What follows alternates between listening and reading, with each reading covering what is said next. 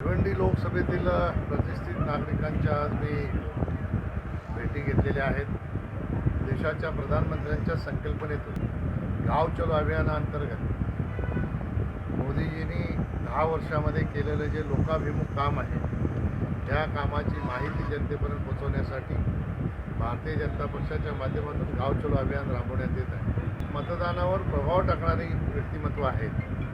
अशा लोकांच्या सोबत बैठक करून मोदीजींना 2024ला पुन्हा सत्तेवर का आलं पाहिजे ही माहिती देऊन मोदीजींनी परवा जे दिल्लीमध्ये अधिवेशनात सांगितलं की आम्ही राजनीती करत नाही, आम्ही राष्ट्रनीती करतो आणि राष्ट्रनीती करून भारत देशाचा गौरव वाढलेलाच आहे, तो अजून गौरव कसा वाढेल याच्यासाठी कल्याण पश्चिममध्ये जास्तीत जास्त लोकांना मोदीजींच्या सोबत जोडण्याचं काम या भेटीगाठींमध्ये आम्ही करतोय.